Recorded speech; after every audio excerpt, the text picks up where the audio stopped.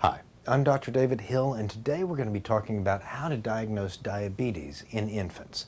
The good news here is that diabetes is incredibly rare in infants. Now, there is no age technically that is too young for a child to get diabetes, and type 1 diabetes, which is the type that affects young children, it's the type where the insulin-making cells of the pancreas are destroyed by the immune system, and suddenly the baby does not have enough insulin to manage the sugar load that's in his or her bloodstream. That type of diabetes can occur early in childhood, but in the first year of life, it is extraordinarily rare.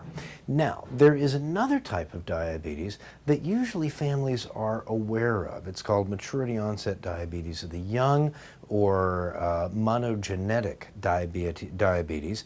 This is also a very, very rare disorder, but you may be aware of a family history of very young children or infants who have started to have diabetic symptoms or very high glucoses, and some of the problems such as hospitalization, dehydration, coma that may result from those very high glucoses. In those cases, the babies are usually checked for sugar as soon as they're born, and the doctors continue to check sugar and teach parents to check the sugar at the time of discharge. Now, again, this is a very rare disorder. What would you be worried about? The most important thing that we check in newborns after they're born, and then as soon as they come home from the hospital, and a couple of weeks after and a couple of months after, is how they're growing. A baby with a really serious condition is not likely to grow very well. They're probably not going to gain the amount of weight you would expect.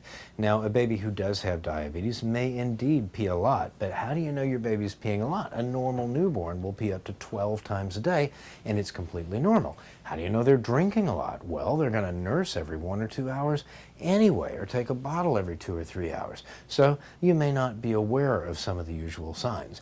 That said, as a general rule, if your baby is bothering you in any way, if you think that infant is too tired, not waking up easily enough, not as active as he or she could be, not gaining weight appropriately, there are so very many things that may need to be checked out.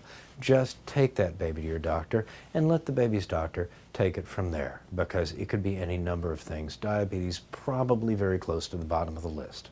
So, talking about how to diagnose an infant with diabetes, I'm Dr. David Hill.